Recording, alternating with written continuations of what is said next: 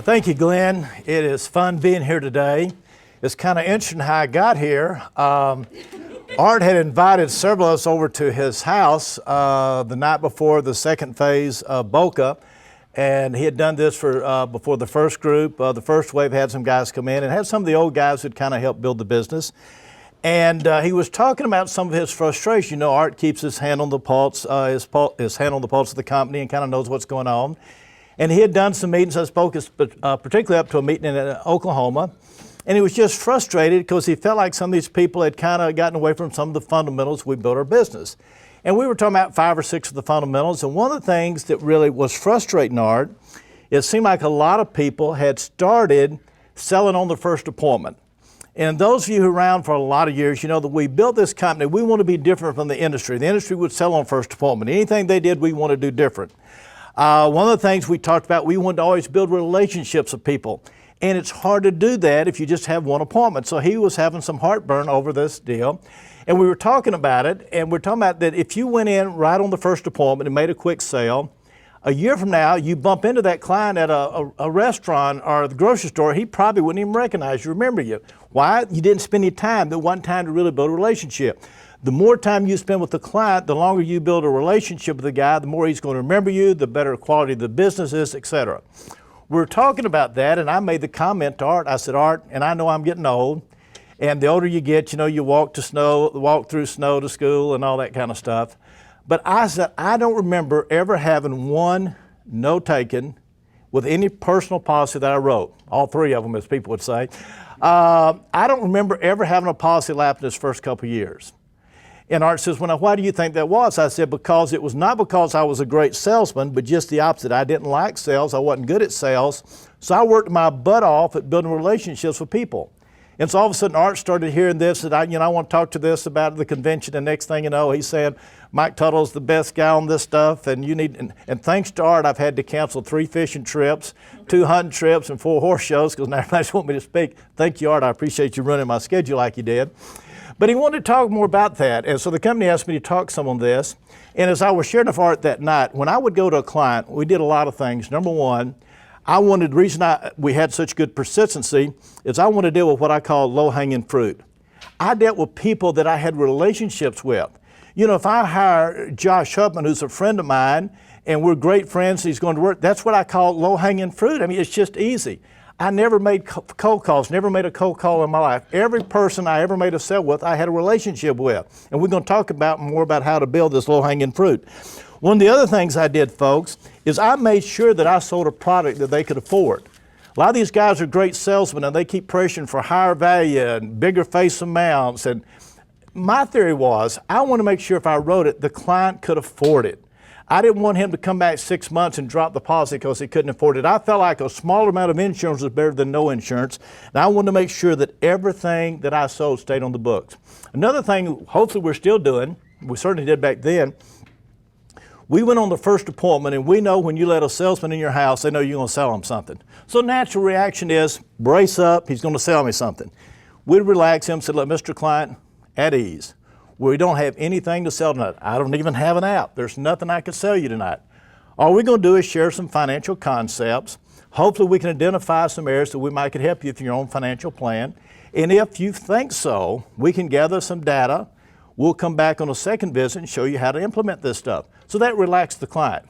Now my theory was, when I came back for the second appointment, they know if they've let a salesman in their house for the second time, he's there for bear.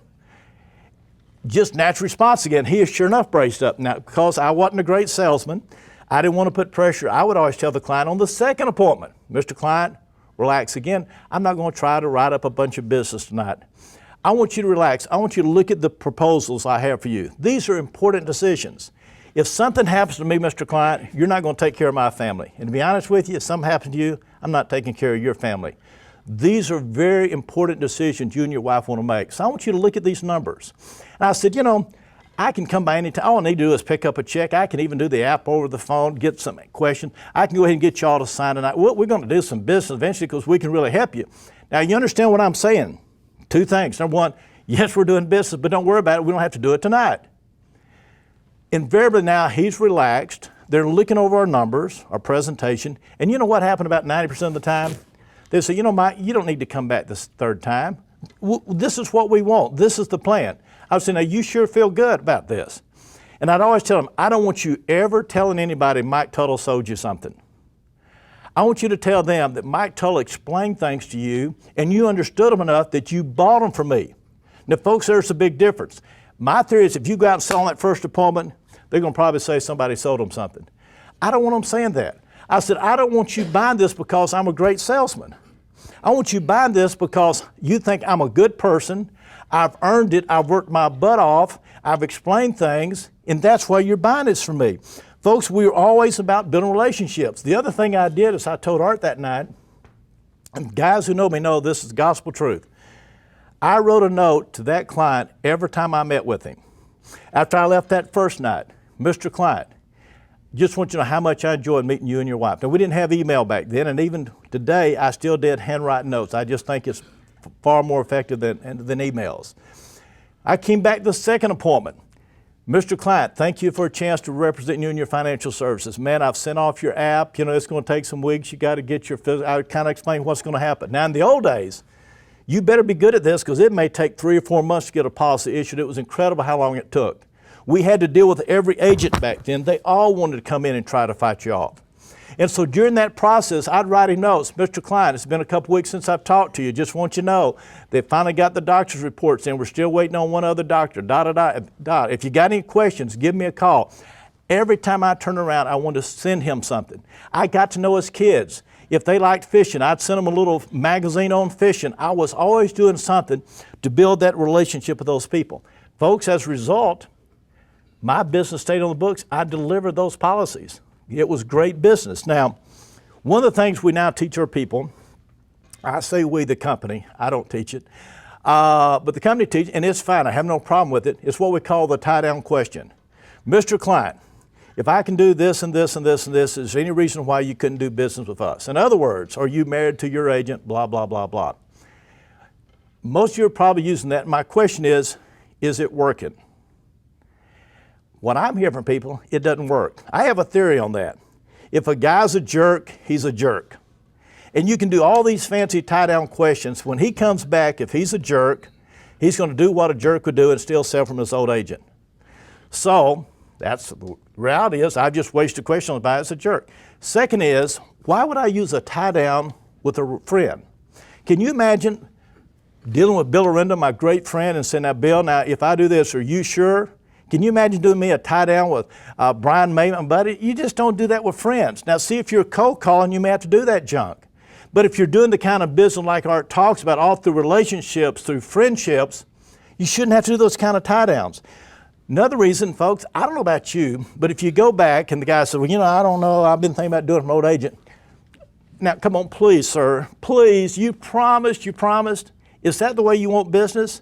I don't want anybody buying a policy from me that doesn't want me for their agent. End of conversation. I want them buying from me not because they did some tricky question out there. I want them doing business because I've earned the business, that I've worked my butt off for them. I've sent them more notes. They've never had an agent do what I've done, that I've gotten involved with their families, that we have a relationship and that they trust me. Let me give you an example. I'm going to give you a lot of examples today. Had a guy call me. He was from the other side of Fort Worth. He was going to Germany to work as a missionary or a church or something over in Germany. And he said, you don't know me, but I'm needing some insurance, and my agent is fixing to sell me some cash value insurance. And someone said, before I buy, I need to talk to you first. I said, that'll be fine. I'll be glad to come meet with you. So we scheduled an appointment. A couple of days later, he calls and says, Mike, I'm going to save you some time. You may not need to come. I said, oh, really? He said, yeah. He said, my agent heard you were coming. And he said, when I Mike Tuttle, they sell term insurance. Now, if you want term insurance, he said, I also have that. So my friends made me a quote on some term insurance, and I've decided that's what I want to buy. I just need to know, what could you quote? How much is yours? And I said, well, I don't want to give you a quote because mine would be cheaper. He says, do what? I said, I don't want to give you a quote because mine would be cheaper. He said, well, I don't understand. If it's cheaper, why wouldn't you want to give a quote? I said, I would never want you to buy insurance from me because I was cheaper. If that's why you're buying it from me, I don't want your business. I want you buying business because once you meet me, you'll say, Mike Tuttle's a good guy. Mike Tuttle I can trust. Mike Tuttle will go to bat for me. Mike Tuttle's going to never try to sell me a bad product. Now I said, I don't know your agent. Could be a great guy. All I know is he was about to tell you some very bad stuff until he heard I was coming. Now, if you want to do business with him, that's fine. But I said, I'll be glad to give you a list of my clients, and you talk to these guys. And they'll tell you that you can trust Mike Tuttle. He's going to show up when he says he's going to show up. He has a reputation of integrity. You can trust this guy. Now, even if my policy was more, I think you'd be brain dead not to do business with me. But I said, I don't want you doing it based on price. He said, enough said, I want you to be my agent. Come over and write me up. He did not know that we wrote the policy what would cost. I still don't know if I was higher or lower, don't care. Then 3 years later, he calls me up and says, Mike, I'm coming back to the States. I've got so much respect for the way you build a relationship, me and my family. We had corresponded. I'd got involved with his family. I love the way you handled yourself in that situation, the sales situation. I really did buy from you because I wanted to buy from you. Would you consider hiring me and teaching me your business? Well, he came to work, went to work for us part-time, did a great job, then he got transferred to another state. This in the early days, we didn't have offices and didn't have a license in that state, and we lost him. But the point I'm talking about is the relationship. You get involved, say, man, you got to buy into who I am. This is what I do. I had another lady, I was doing a seminar on this kind of stuff. This beautiful, gorgeous young lady raised her hand and said, could I say a word? So coming up, she said, do you remember me? I said, lady, I would have remembered you if I'd ever met you. You're an attractive lady. She says, no. I was 10 years old when you met me. I said, oh, really? So what's the deal? She said, well, you and a guy came to San Angelo to make a sales presentation to my parents. And when you got back, you wrote a really nice letter to my parents, and you also wrote a real nice letter to me and my little brother. And you knew that we were going to Six Flags, and you sent us each, I don't remember the number, $10, $20 a piece, so we could buy some souvenirs on our trip. And I said, now lady, I didn't have any money back then. She said, oh yes you do. But I started remembering the situation. What it was, I had an agent from Lubbock who was going to look at maybe doing an office over there in the little town. We went over there, made one presentation, and after that he decided he didn't want to move, decided not to do it, so we never opened an office, so he didn't talk to him about going to work. He ended up completing the sale, but I sent them a letter. Well, come to find out, the lady brought the letter the next day. She still had a copy of it. Here she was, 10 years old when she received that letter from me. And there it was, sure enough, congratulations, you got great parents, how fortunate you are, here's a little money. Now, I share this because how she was at that meeting that day. Someone from Primerica was trying to recruit her dad several years earlier from that particular meeting. And he wasn't that particularly interested, but they showed him the Primerica book and had pictures of people making a lot of money. And he saw my name. He said, is that Mike Tuttle with A.L. Williams? They said, well, it was A.L. Williams. It's now known as Primerica. He says, I'm all in. He said, that guy was unbelievable, made such an impact on me and my kids. He said, my dad is now an RVP, and I've just got old enough, and I now am getting a license. Now, my question is, folks, is that your kind of experience? See, this all comes out of relationship. It's long-term. It's not the quick fix. Let me regress here a little bit to kind of explain to you how I came so convicted about the right way to build this business is all through relationships and what I learned through Art Williams through these years. My history, I'd spent 5 years in the ministry with Campus Crusade for Christ. When I left that, I went to work for an antique auction business in Dallas. Now, if you know anything about antique auctions or any kind of auctions, you got the Abba guy, the auctioneer. But he's looking at a whole crowd. He can't watch all the bids. So he has a couple guys in front, and they're over here looking to see if somebody's bidding. So he's got do I have 500? And the guy says somebody's bidding over here. So the yep man has, yep, got a bid over here. So the auctioneer knows he's got a bid. That was my job. Takes a lot of training for that job. The vocabulary, you have to learn yep, yep, yep. Got to learn it different, tones there. That's what I did for a living, making $1,000 a month, starving to death, worst job in the world. And I kept saying, there's got to be something. I never had a real job. I worked in the ministry of college kids. They didn't know how to go get a job. Fortunately, I met a guy who knew Mike Utes. Mike Utes had his own general agency selling term insurance down in Florida. And I found out this young guy was making a lot of money selling term insurance. I believed in term insurance. I knew I could do it, so I said, who is this guy? I'd like to talk to him about going to work for him. So he gave me Mike Utes' number. Mike's now in Primerica, he's my upline. And I called Mike Utes, and he would not hire me because they didn't hire part-timers back in that industry, back in that era. I kept corresponding and calling and wearing him out. And finally, Mike was nice enough, he took a real chance So Mike, I'm going to step out on a limb and I'm going to give you a chance. They just never hired part-timers. I'll be forever indebted for Mike for taking that risk with me. And all of a sudden, I'm selling term insurance and doing pretty good. And Mike calls and says, we're having some trouble with the company we represent, but there's a guy by the name of Art Williams. He's got a meeting in Atlanta. We need to come see. We may want to join with them and see what they're doing. So I came to Atlanta, didn't have a clue what I was going to, met Art Williams that night at a fast start school. Love at first sight, just bought in the fact that we could hire part-timers, a management company, weren't a sales company. Got so excited. It was a 3-day school. I called my boss from there and said, I quit my job. Monday, I'm going to be full-time in this new career. Now, at the time, I'm the first guy in Texas who's ever heard of A.M. Williams since we were known back then. Bill Arenda came out about 3 weeks later and started his office out there. I went on that Monday. Attended the school that weekend. That Monday, I bet calling on people. Man, I've met this guy, Art Williams. We're going to build this incredible company, blah, blah, blah, blah. Now, guess what their first deal was? That's great. I'll come out, where's your office? It's in Atlanta, Georgia, 800 miles away. Oh, I never had an office, never even thought. Ignorance is bliss. I'm this young kid, 28 years old. I just meet Art and say, man, we're going to do this stuff. They said, well, I tell you what, just send me a brochure. Well, we got another problem. There wasn't one piece of literature we had in our business back then. Don't have any brochures. Well, send me your business card. Well, we got another problem. I don't have a business card. When you're in the ministry, you don't have a business card. My dad had been a factory worker, run a bulldozer. You don't have business cards. I wouldn't even know how to get a business card. But folks, in spite of all my lack of not knowing anything about anything, we recruited 26 people. My first, and that was August, I met Art in August, end of 78, so that's in September. I got my license transferred over, started doing business in October, November, December hit.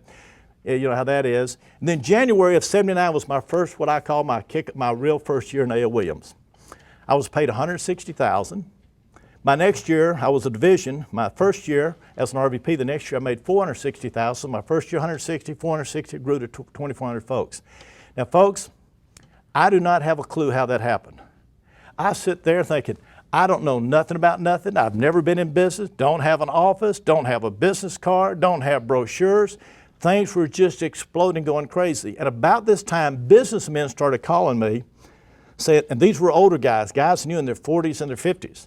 Said, Mike, we want to go to work for you. I thought you guys had these incredible jobs. They want to go to work for me. Now, folks, I was intimidated. I thought, I don't know anything to teach these guys. I don't even know what I'm doing. I'm just out there seeing people and I'm excited. And these guys I thought would just explode. Instead, most of them were failures. Nothing happened. I'm kidding, man, I don't get it. They know all this about business and nothing's happening. I know nothing and it's exploded. And I was listening to a tape again by Art Williams. And you know when you read the Bible and one day you open up and there's a passage God wrote last night, it's never been there before, and all of a sudden it's there. Well, I listened to Art and I heard something I'd never heard him say before, but if I go back, it's in every tape he's ever said. He said, Mike, if you're going to be great, you got to do two things. Now, if he'd have said 100, oh man, 50, even 10, I would have thought, oh God, I don't know if I can do 10. It's kind of like the Bible. In the Old Testament, they started with all those millions of rules and they weren't getting it. So then God says, Moses, go, can you get it down to 10? Don't murder. Then all of a sudden Jesus comes along in the New Testament. They still don't get the 10. Let's do 2. Can you get 2? Love God with all your heart, soul, and mind. Love your fellow man as your fellow. 2. Now, if you think about it, it covers everything, those 2. Art says, Mike, just 2 things. What are they, Art? Build relations and communicate with people. Still saying love covers a multitude of sin. Mike, if you just learn to pour your life into people, love on them. Mike, that's what you've got to learn and communicate. And I thought, for the first time I understood why my business had exploded and these businessmen, it didn't explode. I thought I didn't have any training for this business. The greatest training I could have had was with Campus Crusade. Every weekend I was having students at my house feeding them. Every weekend I had businessmen coming to my house, introducing them to students. Weekends I organized football every Saturday morning for my staff to play students. My wife and I took every holiday, we would take them up to Rio Doce, New Mexico and rent cabins and take these students away and pour life into them. All we ever did was build relationships with kids. And all of a sudden I got in Primerica, that's the exact thing I was doing. We were feeding people. We used to have all of our managers' meetings in my house so they could get to know my wife and my kids. I went to their house. We had their families come over. We did recognition in my house every Saturday night after every fast start school, feeding them just nachos or whatever, but passing out awards just like I'd done with students. We spent so much time pouring our life. Now look at these businessmen, great guys, but you never saw them with cars in their yard. They didn't have people coming into their home. They knew how to do budgets. They knew how to give orders. They knew how to do all that other stuff that you do in business. But we were in a different kind of business. We were dealing with a volunteer group. I heard a pastor years ago, just a tape by Bill Hybels, a great pastor out of Chicago. And he was talking about he had a meeting with President Clinton one time when Clinton was in office. And he said, Clinton, your job is so easy compared to mine as a minister, a pastor. And Clinton laughed and said, no, there's not a job in the world harder than being president of the United States. And the pastor said, no, you don't know what you're talking about. He said, let's think about it for a minute. Mr. President, if you need more money, you can raise taxes, and you do. As a minister, if I mention more money more than one time a year, half my church will leave. Now, if people don't want to pay the taxes, you have the National Guard protecting your boundaries where people can't leave. I've got 2 old fat deacons back there who can't keep Granny from leaving. They have to sing hell to the chief to you. They tell me to go to hell if I talk about money. They have to salute you, President. They give me obscene gestures. Now you tell me who's got the easier job. See, the president can give orders. He doesn't have a volunteer sales force. People in business don't deal with volunteers. In the ministry, all I ever did was volunteers. I couldn't make one student do one thing. You better build enough relationship with that student that he wanted to please you. He wanted to do the things he needed to be doing versus the thing he wanted to be doing. And you get in Primerica, folks. You can't order folks. I can't make any of my guys do anything. But I learned early in my career, I better build enough relationship with those folks that they would want to do what they need to be doing. That they would come in and say, Mike, yes, I want to come on training on Saturday. Yes, I want to come to the op meeting. Yes, I want to go out on appointment tonight versus staying home and watching TV. Now let me digress a little bit more, because once I realized how important this stuff was, I went back and said, okay, all right, you're right. This is exactly, I'm doing the right stuff. It was by accident, but I was doing the right stuff. And I'm going to think, now, how did I develop some of this stuff? Remember I told you I'd been with Campus Crusade for 5 years. And we just share you the bad way of doing things and the right way of doing things, and then how that translates into my time now with Primerica. My first assignment was at Georgia Tech. I didn't know but one person. That was the guy who was, quote, my boss. I went on campus and started a ministry. Now, they had a rule at Georgia Tech, if a guy's dormitory dorm was open, you could walk in and open up conversation. If the door was shut, you couldn't bother him. It's called soliciting. Had rules against solicitors. So I would go every morning on campus looking for open doors in the dorm. Hey, I'm Mike Tuttle. I'm with a ministry called Campus Crusade for Christ, and I have a national religious survey, and I would like to ask you some questions if you have a free minute and get your opinion on some things. And depending on his response, maybe I'd get to talk to him about my faith, et cetera. And I saw a lot of kids get involved. They started coming to Bible studies, coming to training. Felt real good about what I was doing until one morning, I'm going through the dorm looking for an open door, and I hear a guy at the end of the hall says, here he comes, shut your door, and hear the slam, slam, slam, slam, slam, slam. Now, folks, if you're like me, that bothered me. Is that the image that I want to portray? Is that what I don't like people thinking of me? It's fungus among us. Who is this guy? And I had to do some serious evaluation at that moment and say, is it my message or my method that was offensive to people? And I realized it was not my message because people responded when I met with them. But nobody wants somebody just walking in your house unannounced to come. They don't like that. It's like if you're at a store and somebody just walks up and grabs you, your response is to pull away. That's our natural response. If you're like me, if you go to a store and you got one of them salesmen all over you, sir, can I help you? I'm just looking. Well, now we have this on sale. I know, I'm just looking. Well, what size do you wear? Well, no, I'm just, well, you want pants or, sir, butt out. I'm not interested. Leave me alone. Now, if I go in the store and a salesman across the building says, hi, sir, listen, if I can help you with anything, let me know. I'll be over here. Just give me a call. Now we have a relationship. If you go into a store and you see two bodies leaning like this, who's normally the salesman? It's this guy. It's back off. I didn't want that kind of relationship with students, and that's what I was producing. I wanted this. The truth of the matter, folks, most people in Primerica, I watch you how you operate, you're always dealing in this mode with people, and that's why you're not getting the kind of results. If you see people and you think you're giving the same message and the other guy's getting results, maybe it's the method, the way he's presenting the message that could be the difference. One guy's probably doing it out of relationships and the other guy's just all over you. Folks, it doesn't work. Think to yourself, which method would work best? What I did at Georgia Tech versus about that time I got transferred to Texas Tech. Here was my new plan. I said, I'm not going to do the old plan. I don't want to be like this. I knew a few students at Texas Tech, very few. I said, students, I need your help. Same way I do Primerica. I said, I'm going to be in the big chair in the lobby at Weymouth Dorm, and at lunchtime, I know students are going to come through. Now, Bob, here's what I would ask you to do. When you come through, if you have somebody, I don't know, would you just stop by and say, hey, Mike, how you doing? Hey, Bob, Mike, have you ever met Tom here? No, how you doing, Tom? So sure enough, I'd be sitting there. Bob would come through, hey, Mike, hey, by the way, have you ever met Tom? No, how you doing, Tom? But that night, I would call Bob, say, tell me everything you know about Tom. Well, he's from Longview, Texas. He's a sophomore. He's a chemical engineer, very bright. He's a pretty good ball player, plays on the intramural basketball team for his fraternity. So I write these notes down. So the next day, I'm in the lobby. Tom comes through. Hey, Tom, how are you doing? Stop him in his tracks. Why? In the cold and personal world we live in, it takes so little to build a relationship. And the fact in a school where you're just a number, that he met me that quick and I remember his name, he's thinking, wow, that guy must have been impressed with me. Isn't it kind of hard to not like somebody that's impressed with you? I mean, all of a sudden he likes me.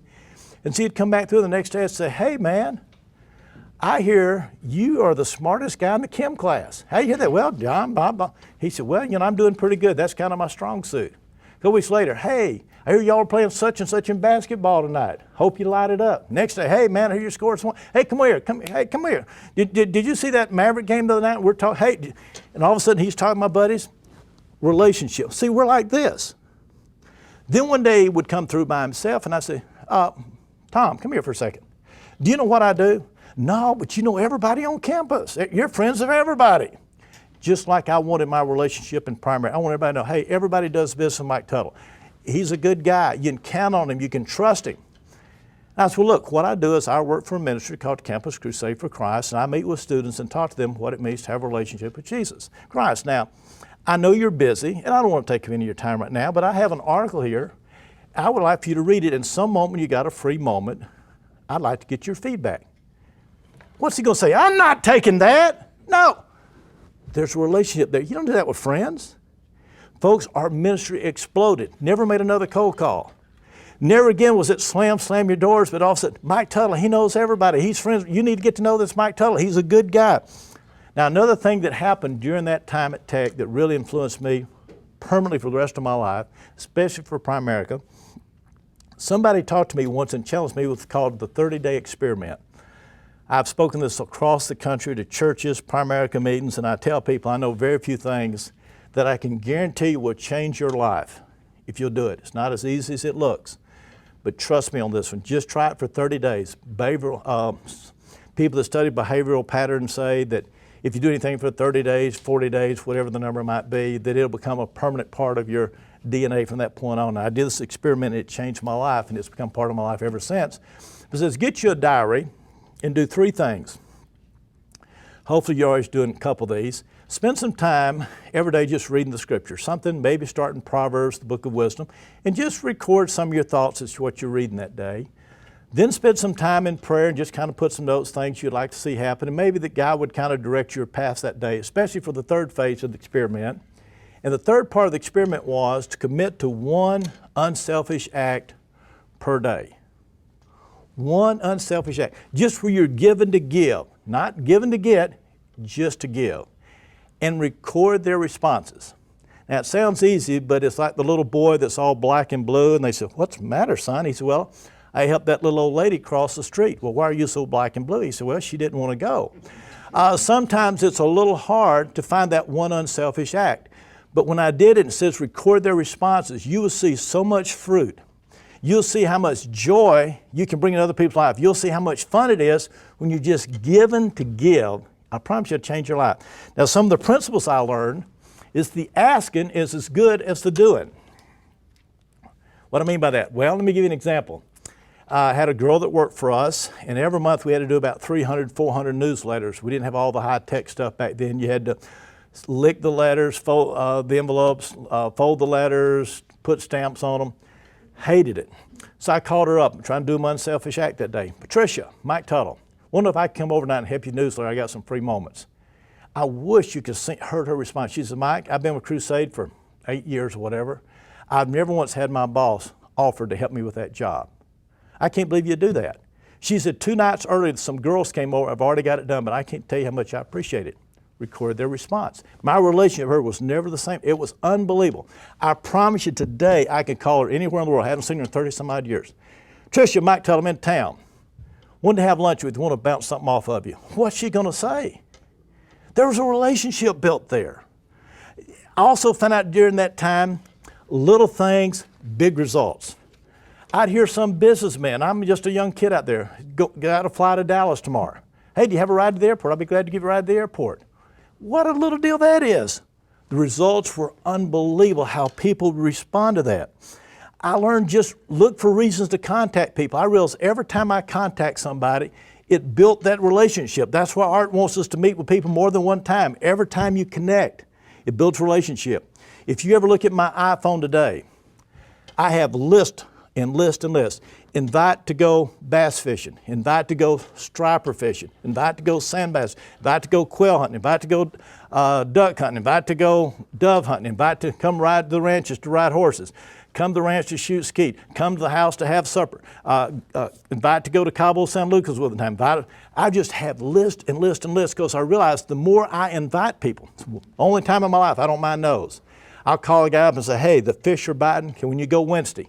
Oh, man, I just can't get off work. Oh, I'm so sorry. I tell you, I'm so blessed to have a career where, I can pick and choose those things. I tell you what, I'll call you back and tell you, and if I take another group, I'll be the first to call you. I'm always planting that seed, but the fact that I would invite him, nobody else has done that for him. I want him to see that I'm different. I want to be involved. I'm always inviting people. Got list and list of things to invite. Now, the other thing that had the biggest impact during the experiment, one night I could not think of anything to do. And I was relentless. I was going to do my unselfish act. So that night I decided to write a note to some people and just tell them how much I appreciated them. One was a pastor that I knew. Actually, it's where I met Bill Stewart. Bill was the youth pastor out there. His name was Jimmy Hardy. Jimmy, Mike Tuttle, just want you to know how much I appreciate you. The ministry you've had in my family, it's been unbelievable, Now, most of you are too young to remember this, but there was a time everybody was using these big old red barrel ink pens. That was kind of the phase, big old clumsy things. So I bought some of them. And I said, Jimmy, a guy with a big heart ought to have a big pen to write with. Have a great day. Now, you understand that's not the kind of notes that most pastors get every day. Your sermon stunk. That was the ugliest tie. They couldn't guess your weight at the fair, whatever. Where'd you get that thing? It's just, and all of a sudden here, I'm sending this great note, and it says record their response. I would see Jimmy the next day, and you'd have thought I sent him $1 million. Now, I'm not given to get. I'm in the ministry. There's nothing to sell, Jimmy. I'm just trying to have a positive input. I want to go about doing good. The Bible says Jesus went about doing good. Most of us just go about. I want to go out doing good stuff, impacting people's lives. Another guy was Jack Dale, a golden voice, a KFYO. He passed away this past year, was a legendary guy out there at the time. I knew him back many years ago. Wrote him a letter. Jack, appreciate the ministry you have. You've just showed such interest in me and my family, and guy with a big heart ought to have a big pen. Record their response. Same thing, I saw him the next, it was unbelievable. Now let's fast forward. Several years later, after I'm in Dallas, I'm now in A.O. Williams, now Primerica. I go to Lubbock. Jack Dale, Mike Tuttle, hey, haven't seen you in years. How you doing? Hey, let's have lunch. You got something I want to bounce off of you. Is he going to ask me, now what's it about, Mike? People often ask me, Mike, what do you tell people when they ask, what is it? I said, I don't know. I can give you what I think I might say, but I got to be honest with you, I never get that question. Why? Friend, can you imagine Art Williams calling me tomorrow and says, Mike, can we have lunch? Well, what's it about, Art? You have to tell me first, Art, before I come out there. Randy Godfrey calls me, Mike, can we have lunch? No, Randy, well, what's it about? You don't do that. There's a relationship. Folks, I worked my butt off, and part of it just because I wrote those guys a note, and I realized the value of that note to get involved, the power of the note, folks. I'm the biggest note writer, as I told Art that night. Every time I meet with a client, to this day, if I meet with a client, he's going to get a written note. If I meet a stranger, he's going to get a note from me. If I meet a kid, I'm going to write a note to his parents, tell how special it is. I would go to football games with my kids, and any kid that's playing ball, I'd write him a note and say, man, you were great, you're a hustle. My son would come home and say, Dad, we got a kid that doesn't get any playing time.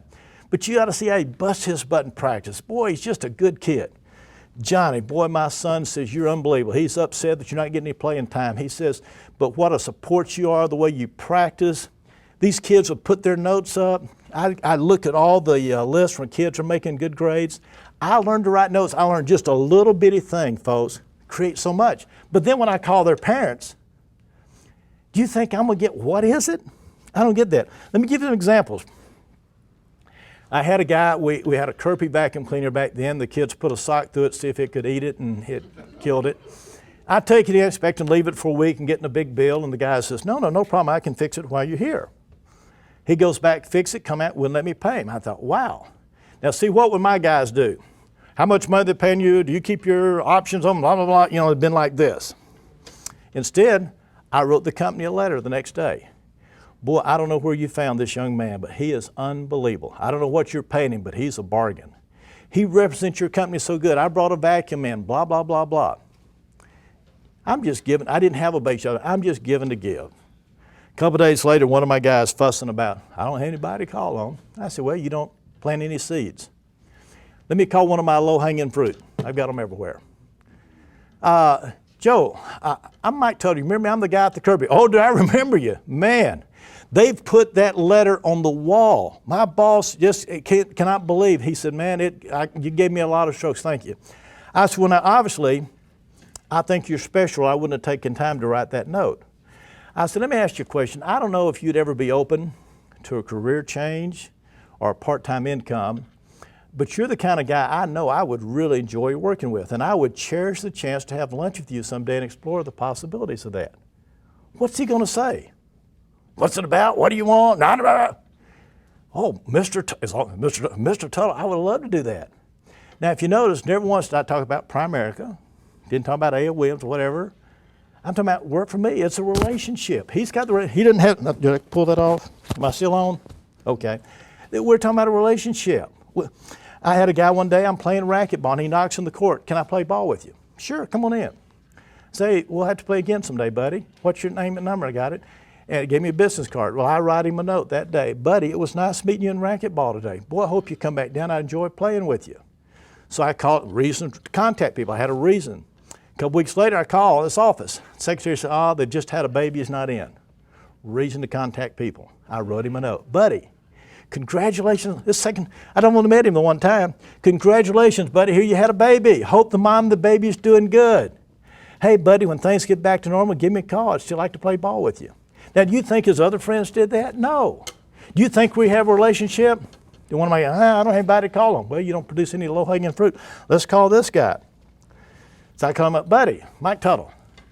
Hey, buddy, listen, I've never had a chance to share with you what I do, but you know, I've enjoyed playing ball with you, and you're the kind of guy I know I would enjoy working with, and I don't know if you'd be open to career change or part-time income, but I would cherish the chance to have lunch with you, just explore the possibilities.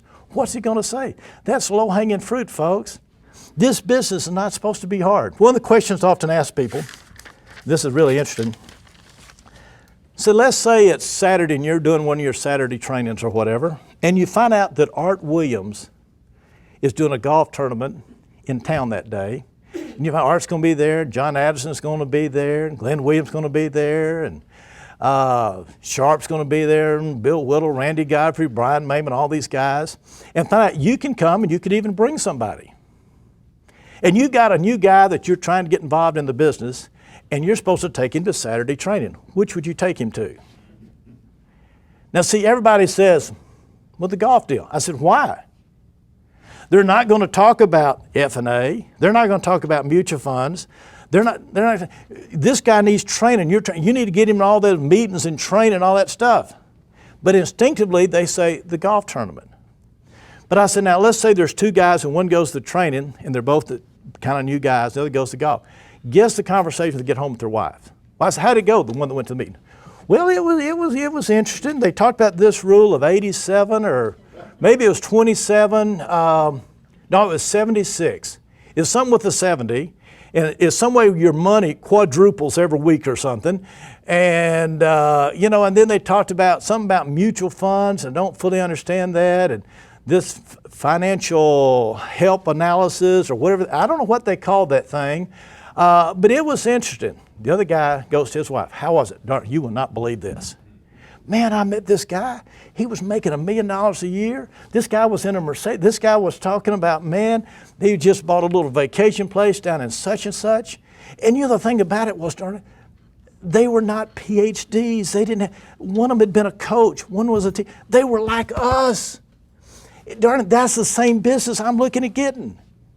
Which is the guy you got the best chance of getting? But yet my question is, what are you doing with guys? When's the last time you took a guy like that to do something fun? When's the last time you took the guy out to a nice restaurant? When's the last time you took somebody fishing? People always give me rough time because I fished a lot. I could do that early in the morning. Take 3 or 4 guys, take them fishing. They would have a great time. Nobody else does that for them.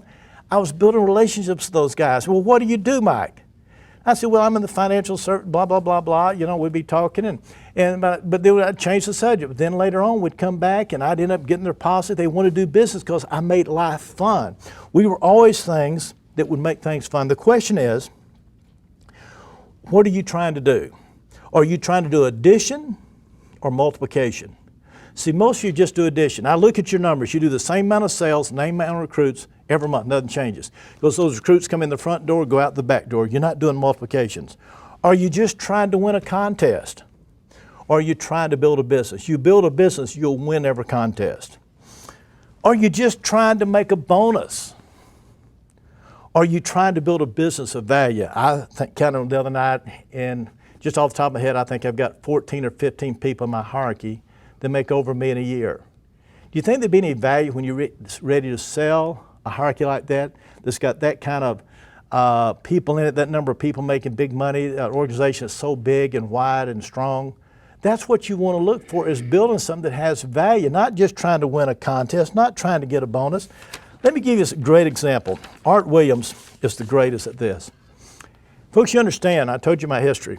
In Dallas, don't know anybody. Bill Arenda came out, and thank God for Bill. He adopted me and let me come to his meetings and just invest in my life. Unbelievable. I'll be forever indebted to Bill. But Art had called me up, and I'm a division. He doesn't hardly, I'm off, not even on the radar yet hardly. Says, Mike, I want you to come to Atlanta and spend an afternoon with me. Get there about 12 o'clock, we'll spend the afternoon. I thought, wow. Now, do you think he taught me how to do phone calls? Prospecting? Did he teach me the asset management presentation? How he sells mutual funds? All he did was have me in the office, and people would come in and, hey, I want you to meet Mike Tuttle. This guy's going to be a superstar, just building me up, making me feel good.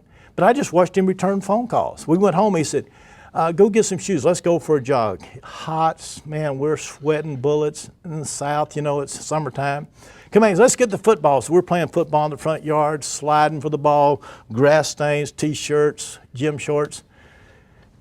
Angela calls, says, let's eat. I said, let me take a shower. He said, not at my house, you don't. We're going to eat like that. I said, I can't. Man, look at me. He said, that's how we're going to eat. I'm sitting there eating with Art, and his daughter, Angela, comes down. He said, Mike, this is Angela. She was just voted most, April was just voted most beautiful in her class. Daddy, I was not. Well, in my eyes, you were, darling. She was also voted most athletic. Daddy, I was not. Quit telling. In my eyes, you were, darling. But see what I saw? I saw a guy. I saw how he and Angela got along, he and his wife. I saw how he treated his daughter. I saw their lifestyle. And all of a sudden, I realized he's just building a relationship with me. If you know anything about fishing, I do a lot of fishing, often you just barely get a hook in the side of a fish's mouth. You're going to lose that fish. The least time he puts a little tension, it comes loose. Or he wraps around a tree, it comes loose. But if that fish ever gets that hook down in his gullet, he's caught. You don't need to reel him in. You can tie your pole off to a tree. You can go in and have lunch. You can go off for a day vacation. It doesn't matter, because when you come back, he's still on the hook's end. And see, Art knew enough that I was going to have lots of challenges. We had lots of challenges and the regulators and people trying to run us out of business. Million reasons we could have got discouraged in those days. And Art knew if he just barely had that hook and he didn't have a relationship with me, how easy it would be to just say, forget it, I'm out of here. But he knew if he had put that hook way down in there, and I got really committed to him, that man, I'd be his forever. And that's what he did. That Christmas, he said, Mike, I want you and your wife to come over and have supper with us tonight. I said, Art, I'm not coming to your house during the holidays. I told him no. 3 times his secretary said, Art, insist. My wife's parents lived just down the street from Art. So finally I said, you know, he's serious. So I said, let's do it. So I go to Art, and his son had just won the state championship, and they had to go for 2 points to end the game, and he went for it, and Art was one proud papa. And they just, back then, big screen TVs had come out, but you know, they were about 10 feet wide. And of course, they had it in their master bedroom, and Art wanted us to see the deal. Well, they watched it from the bed, so all of a sudden it's me and my wife and Art and Angela, all 4 of us in the bed with the CEO watching this football game. And I realized we didn't watch the game. We had to watch the pep rally the night before. We had to watch the calisthenics before the game. Here was a proud papa. We've already watched about 2 hours. The game hadn't started. My in-laws called. My daughter got sick and had to leave early, and the game hadn't even started. But I look back, that was one incredible night, just the 4 of us. But again, he wasn't talking to me anything. All he was doing was getting the hook down, building that relationship. And I watched him, and as I look back when my business exploded, and these businessmen, it wasn't happening. It's because Art did it from a relationship standpoint, and I copied that. And all I did was love on people. That's why Art wants to spend more time on that first appointment. This whole deal, and I'll close with this. Folks, get involved with the heart. Had a guy years ago, and I was going to buy a new Suburban. I'm going on a hunting trip, so I called this guy. I said, give me a name of a salesman. They gave me the salesman. And I said, look, here's the deal. I'm going to come through tomorrow, such and such day at 1 o'clock. I'm going to have a cashier's check. He'd already had the truck. Tell me, I know what it's worth. If you come with a price that's right, we're going to do business. I want the paperwork already filled out. I don't need any explanations. I'm not buying any special deals. I'm going to give you the check. You give me the keys, because I'm going to be really a tight schedule. Do you understand? He said, we got a deal. He quoted me the price. I said, that's fine. So I came that day, and I said, okay, let's do it. I gave him the cashier's check. He gave me the keys. I signed the paper, and I made a mistake of asking, how long you been doing this? He took a big breath. He said, about 9 months. He's, had another business, and my daughter married a professional football player. And that's when the problem started. The minute she married him, found out he had cancer. And we went to clinic to clinic. We had to amputate a leg, then we had to amputate another leg, and then he died. During that time, I shut down my business. We spent everything we had. We went from doctor to doctor trying to save my son-in-law and my family. And he's just crying, and I'm crying. I thought, oh, man, I just wanted to go, how long you been here? I said, sir, my heart goes out. I said, that's tough. I said, sir, man, I've got to go. I would cherish the chance to have lunch with you. I've got a couple things I would really like to talk to you about. Is there a possibility we could do that? He said, sure. We set it up. So I came back, and we had lunch. And I said, sir, I can't get over my mind what you went through. I said, my heart aches. I said, that's tough. I was going to ask you a question, if you don't mind, a personal question. But my experience is when some people go through something like that that's so devastating, 1 of 2 things happens. Number 1, they turn very bitter toward God. How could a loving God allow this? Or number 2, the pain is so great, they turn to God and say, God, I can't get through this on my own. You've got to help me. What was your experience? And he just opened his whole life up. And all of a sudden, he had a lot of spiritual questions. And I was able to answer a lot of great questions for him. And all of a sudden, he said, could you meet my family? Would you meet my kids? And I looked at my watch. We've been there 2 hours. I said, oh, my gosh. Sir, I apologize. I just asked for, I said, we just got caught up in this conversation. I'll get you back to work right now. And he said, no. You said there were 2 things. I said, sir, we've already been here. He said, I don't care if it takes 8 hours. He said, I know you care about me. What else you got? I said, well, I don't know that you're committed to what you're doing, but I just think you'd be great in my business. I started explaining it to him. We got through. He said, I'll tell you what I'll do. If you'll personally hire me and work with me, I'll go right into the boss's office and quit today. My question is, does that happen to you? My question is, how are you built? Are you doing this cold calling, one call, all this stuff? Are you going to ever listen to Art Williams when he says there's only two things you got to learn? Build a relationship, communicate with people. See, when you deal with the heart, that's what Art was doing with me and my wife, getting us in their home, getting in our heart. What are you about? Where do you want to go with your life? What kind of questions? What do you do with your clients? You just send them to meetings all the time? You bring them home? You take them out to eat? Maybe take them to a ball game? You bring their family and go on a picnic? I never was interested in addition. I understood multiplication. Even the Bible says the things you commit to faithful men, commit others. Jesus had the 12, then he had the 70, then he had the multitudes. It was always about multiplication. I don't want to start over every day. I don't want to start over.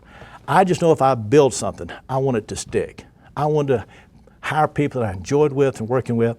So folks, this has been a very simple message, and I appreciate Art's endorsement, but all I did was copy what he did with me and said, I want to love on people, pour my life into them, build relationships, and I felt like if I did that, good things would happen, and they've sure done. Appreciate this chance to share with you. Thank you.